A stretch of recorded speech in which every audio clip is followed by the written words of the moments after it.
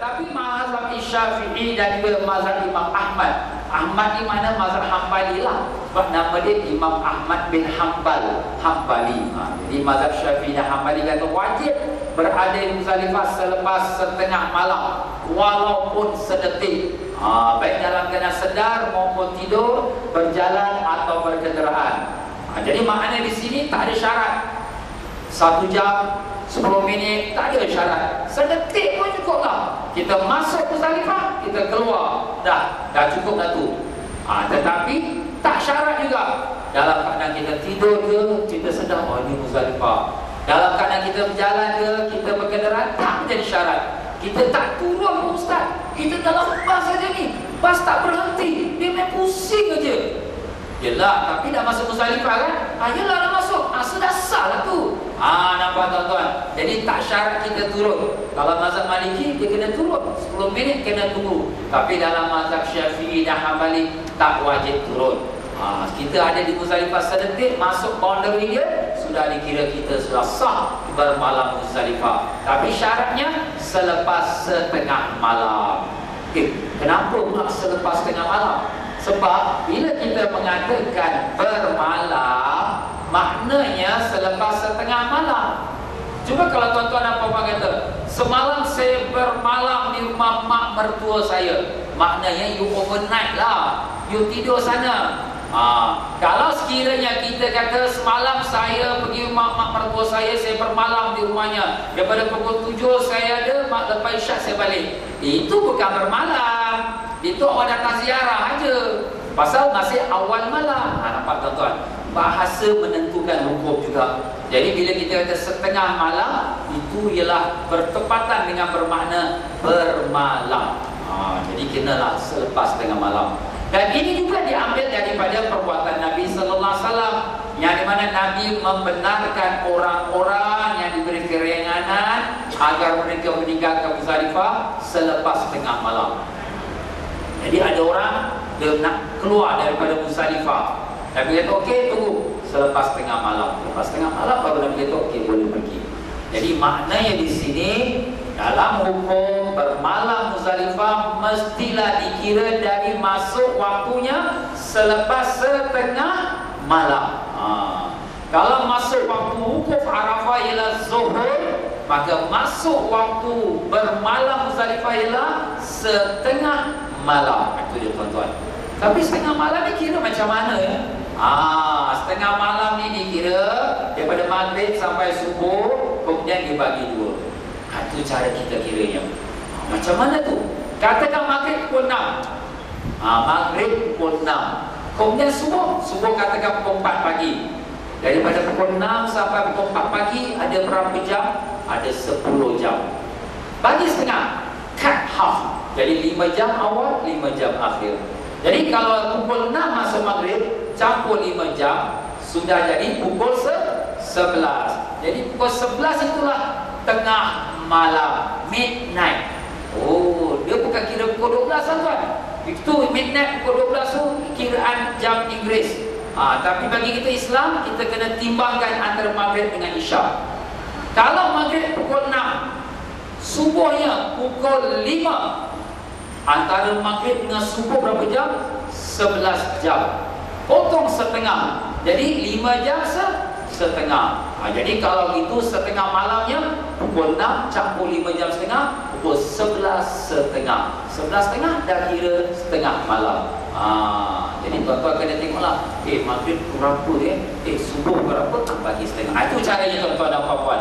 Jadi begitulah dia tuan-tuan dan puan-puan, wajibnya bermalam dalam mazhab Syafi'i dan Hambali mesti selepas masuk setengah malam. Dan kemudian orang-orang yang diberi kelonggaran untuk meninggalkan Muzdalifah lepas tengah malam, mereka pun boleh berangkat pergi ke Mina. Siapa dia yang diberikan kelonggaran untuk meninggalkan Muzdalifah lepas tengah malam tu? Ramai tuan-tuan. Antaranya ialah orang-orang perempuan yang lemah, yang tak kuat, yang sakit ya. Mereka tu seperti mana diriwayatkan oleh Siti Aisyah radhiyallahu anha pada malam Muzdalifah, Saudah binti Zam'ah radhiyallahu anha minta izin kepada Rasulullah sallallahu alaihi wasallam untuk berangkat lebih dahulu daripada Nabi sallallahu alaihi wasallam. dan sebelum orang berdesak-desakan. Dan Saudah itu adalah seorang wanita yang lambat jalannya. Sebab badan dia besar, jadi jalan pelambat ya.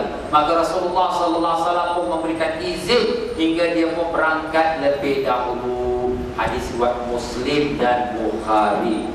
Hadis sahih tuan-tuan. Jadi Saudah binti Zam'ah. Siapa dia Saudah binti Zam'ah ni tuan-tuan dan puan-puan?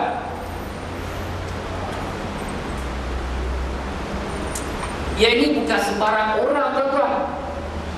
Dia adalah isteri Nabi kita sallallahu alaihi wasallam yang kedua.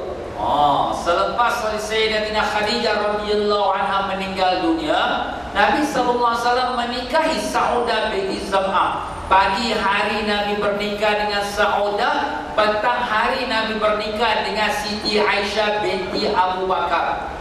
Oi, satu hari dua kali Ustaz ijak kau? Iya, kau tak percaya?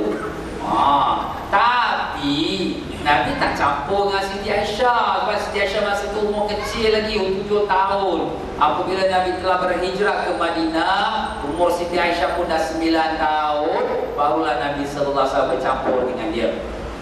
Tapi sewaktu Nabi berada di Mekah, itulah Nabi bernikah dengan Saudah dan juga dengan Siti Aisyah. Jadi kalau kita kata tadi isteri Nabi yang kedua ialah Saudah binti Zam'ah, isteri Nabi yang ketiga ialah Aisyah binti Abu Bakar Siddiq, maka isteri Nabi yang pertama ialah Siti Khadijah binti apa ya? Tak tahu. Macam mana boleh tak tahu, malu lah. Kita kena kenal lah isteri-isteri Nabi tuan-tuan, sebab mereka ni perempuan ahli syurga. Isteri Nabi sallallahu alaihi wasallam pertama Siti Khadijah binti Khuwailid. Nama dia Khuwailid, bapa dia. Kalau Khalid ni Khuwailid. Jadi itulah dia tuan-tuan dan puan-puan. Jadi Saudah ni isteri Nabi, badan dia besar, jalan perlahan. Dia pun minta izin, ya Rasulullah, aku nak pergi Mina dulu lah. Nanti orang ramai datang, ramai-ramai nanti nak melontar pun susah. Jadi sebelum orang ramai datang, aku lontar dulu. Nabi pun izinkan, tapi Nabi letak syarat, tunggu dulu. Nanti lepas tengah malam baru boleh berangkat. Jadi ini juga menjadi dalil kepada Imam Syafi'i dan Imam Hambali mengatakan mesti masuk setengah malam baru boleh meninggalkan Muzdalifah. Itu pendapat Imam Syafi'i dan Imam Hambali. Itulah pendapat yang terkuat tuan-tuan ya. Dan demikianlah juga orang yang sakit, orang yang lemah, orang yang uzur. Nabi sallallahu alaihi wasallam mengizinkan golongan lemah di antara manusia untuk berangkat dari Muzdalifah di malam hari sebelum masuk subuh. Begitu juga orang yang ditugas, orang yang peternak binatang ternakan, unta, lembu, kambing, mereka ni semua nak uruskan korban besok hari. Dia kalau lama-lama nanti orang korban tak ada pula orang yang tukang uruskan, yang angkut air di Mekah. Zaman dulu Mekah dia tak ada paip, jadi kena ambil air daripada perigi Zamzam. Orang nak datang Mekah, nak tawaf, nak sa'i, nak minum air, jadi nak kena siapkan air. Jadi orang-orang ni dia ada tugas. Tugas khidmat kepada tetamu-tetamu Allah. Jadi Nabi izinkan, tak apalah, orang boleh berangkat masuk setengah malam saja, orang berangkatlah. Dengan itu menunjukkan bermalam itu sudah sah apabila kita sudah masuk setengah malam. Jadi tuan-tuan dan puan-puan, inilah pegangan ulama-ulama jamhur. Cuma walaupun kita kata memanglah boleh kita meninggalkan Muzdalifah apabila sudah masuk setengah malam, tapi disunatkan kalau orang-orang yang sihat walafiat, maka mereka tunggulah di Muzdalifah sampailah subuh. Jadi kalau orang yang sakit, dia boleh berangkat dulu. Orang yang sihat walafiat, tunggulah sampai subuh.